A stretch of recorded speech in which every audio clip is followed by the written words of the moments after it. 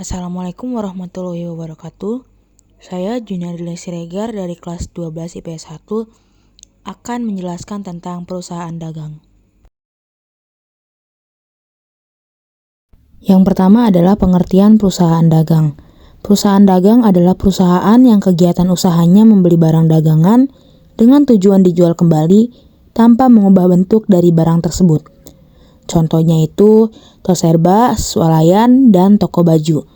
Jadi di sini pengertian perusahaan dagang itu membeli barang dengan tujuan dijual kembali dan tidak mengubah bentuk dari barang tersebut.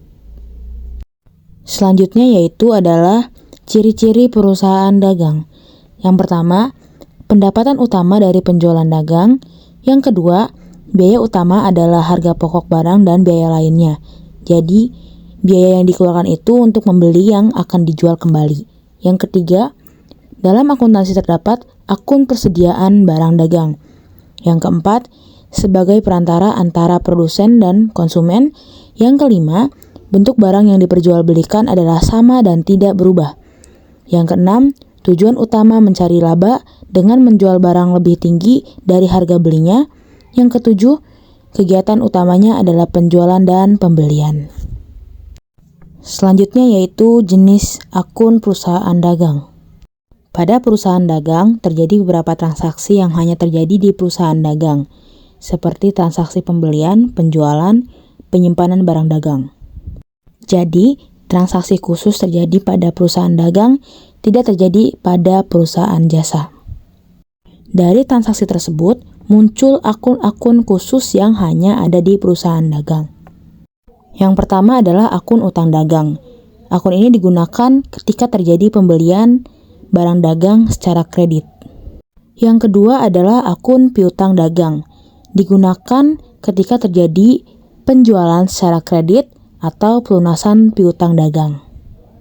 Yang ketiga adalah akun pembelian. Akun ini terjadi ketika ada transaksi pembelian barang dagang baik tunai ataupun kredit. Yang keempat adalah akun retur pembelian. Akun ini digunakan ketika terjadi pengembalian barang dagang yang sudah dibeli, biasanya karena barang tersebut rusak atau tidak sesuai. Yang kelima adalah akun potongan pembelian. Akun ini biasanya digunakan untuk mencatat potongan yang diterima pembeli. Yang keenam adalah akun beban angkut pembelian. Biasanya akun ini digunakan ketika terjadi mengangkut pembelian barang dagang. Yang ketujuh adalah akun penjualan. Akun ini biasanya digunakan ketika terjadi kegiatan penjualan barang dagang baik tunai atau kredit. Yang kedelapan adalah akun retur penjualan. Akun ini digunakan ketika terjadi pengembalian barang dagang yang sudah dijual. Barang dagang dikembalikan biasanya rusak atau tidak sesuai dengan pesanan. Yang kesembilan adalah akun potongan penjualan. Sama seperti nomor 5, akun ini biasanya digunakan untuk mencatat potongan yang diterima penjual. Yang ke-10, akun beban angkut penjualan. Biasanya akun ini digunakan ketika mengangkut barang yang dijual. Yang ke-11 adalah akun beban pemasaran.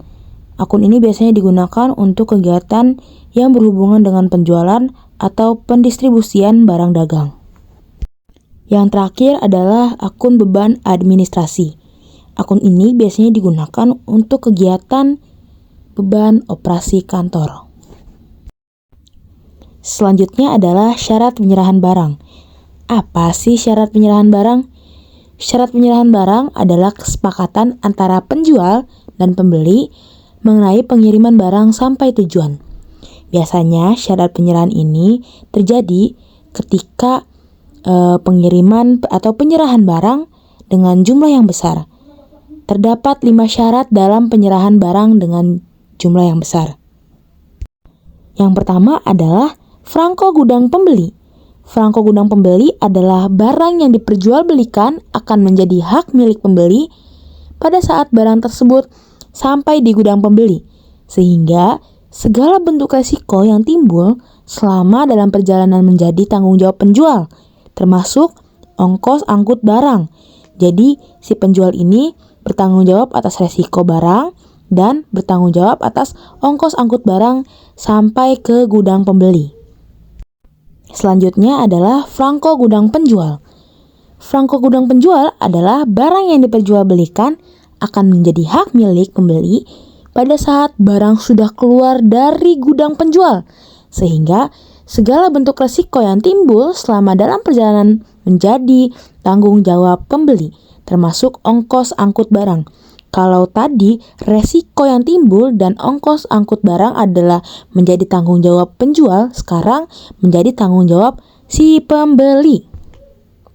Jadi sudah tahu ya perbedaan antara franko gudang pembeli dan franko gudang penjual.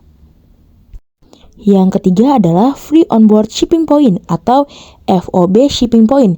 FOB Shipping Point adalah berlaku untuk pengiriman barang yang menggunakan kapal laut.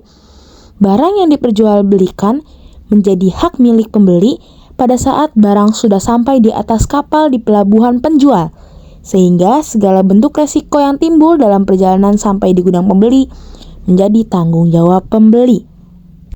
Jadi, si pembeli bertanggung jawab pada barang tersebut ketika barang tersebut sudah sampai di pelabuhan penjual. Jadi, segala bentuk resiko dan ongkos angkut barang itu menjadi tanggung jawab si pembeli. Yang keempat adalah Free On Board Destination Point atau FOB Destination Point. Berlaku untuk pengiriman barang yang menggunakan kapal laut. Barang yang diperjualbelikan menjadi hak milik pembeli pada saat barang sudah sampai di atas kapal di pelabuhan pembeli. Sehingga segala bentuk resiko yang timbul dalam perjalanan dari gudang penjual sampai pelabuhan pembeli menjadi tanggung jawab penjual. Adapun tanggung jawab barang dari pelabuhan pembeli sampai gudang pembeli merupakan tanggung jawab pembeli. Jadi, ketika barang tersebut berangkat dari gudang penjual hingga pelabuhan pembeli, itu adalah menjadi tanggung jawab penjual. Dan ketika dari pelabuhan pembeli sampai ke gudang pembeli adalah tanggung jawab si pembeli. Jadi teman-teman sudah tahu ya perbedaan antara Free On Board Shipping Point dan Free On Board Destination Point.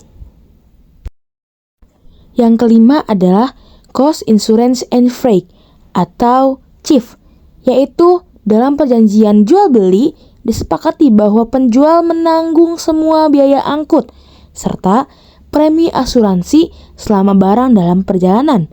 Kadang-kadang syarat ini dilengkapi dengan biaya komisi oleh penjual sehingga ditulis CIFIC atau Cost Insurance and Freight Inclusive Commission. Jadi kesimpulannya yaitu semua biaya angkut dibebankan pada penjual menggunakan premi asuransi. Segitu saja yang bisa saya jelaskan.